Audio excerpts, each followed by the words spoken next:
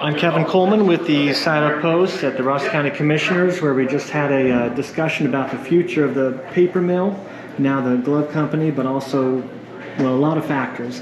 And you were invited to be a part of this discussion.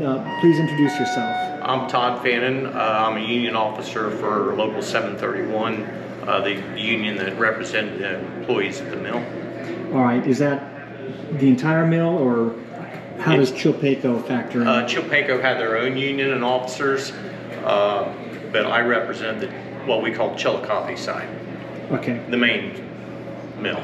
Okay, I'm learning as I'm going. So, what were your thoughts on this meeting, and how you can factor into the discussion? The reason I was invited and came is mainly to talk about or learn about the $5.5 million that HIG set aside to help the employees. It's very preliminary, not much is known yet. Mainly this sounded like an economic meeting, but my part was to be part of that $5.5 million discussion. And it sounds like there's two main factors for the disbursement of this. It's really, I don't have a lot of information on that yet. We've known about it, but there's just not a lot of info out there, and it's kind of up to this new panel to decide how it gets dispersed, who it gets dispersed to, and things like that. A panel which hasn't been impaneled yet. Right.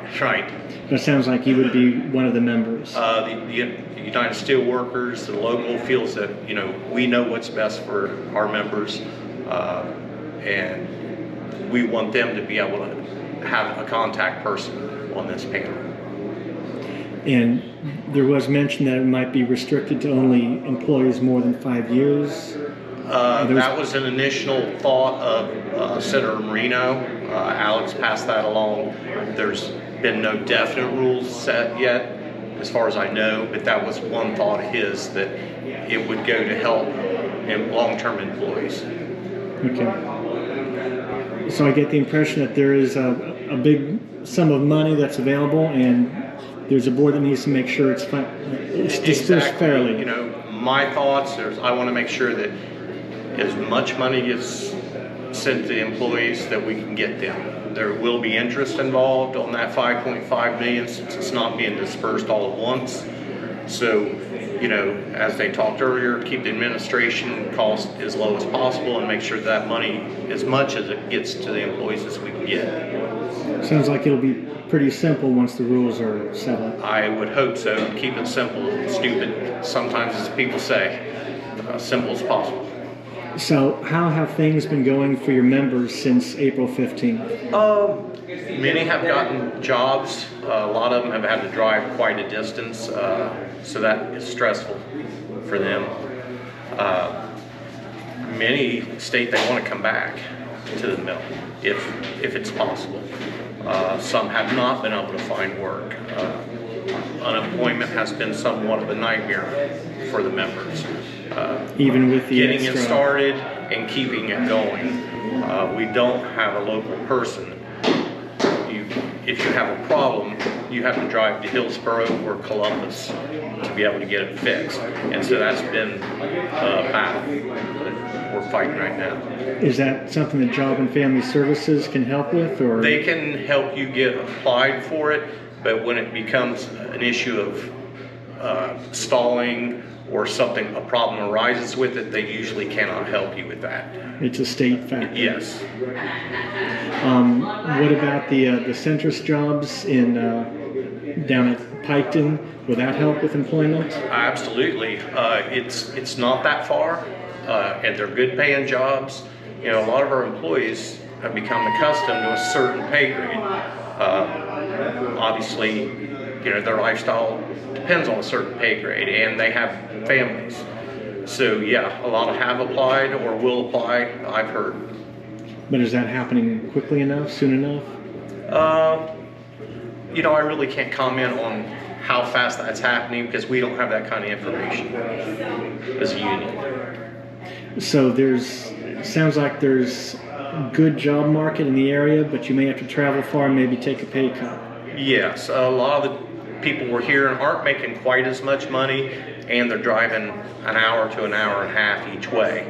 A lot of the companies now work 10 to 12 hour shifts, and if you add 2 to 3 hours drive time on that, they're working 14 to 15 hours a day, which doesn't leave a lot of family time or downtime. So that's kind of stressful for them, but they're doing what they have to do.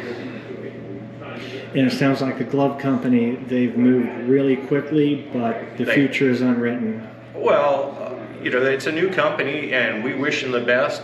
Our hope is that they call as many previous employees back that want to come back.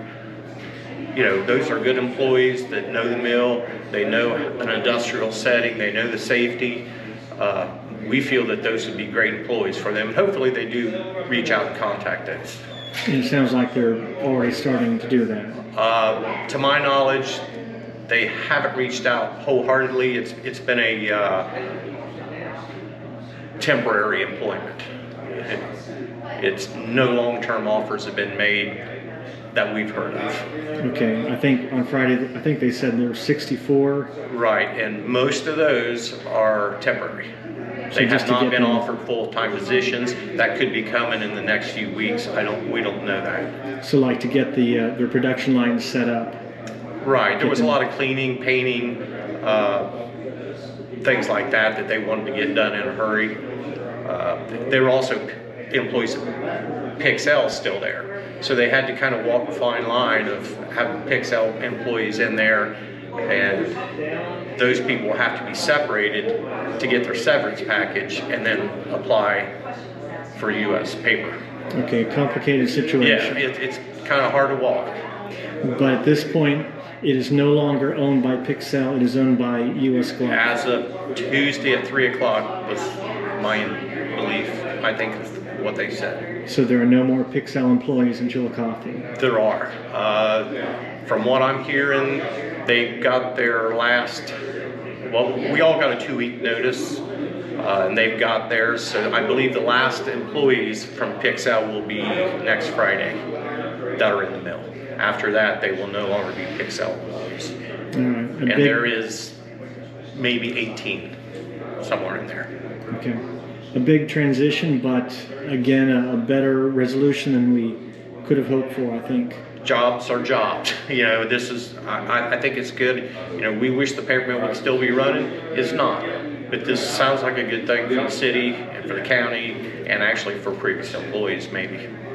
All right. If anyone would want to learn about the union, how can they do that? Do you have a social media or a contact? You can contact the Union Hall.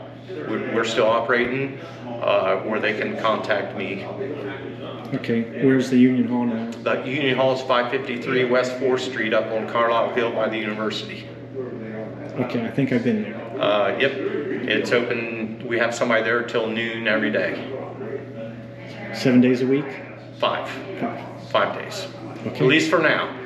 As you know, we're transitioning out of that because we will no longer have union employees at the mill. So the local chapter will be winding down in the next few weeks. But a few of us officers are still helping employees with whatever we can.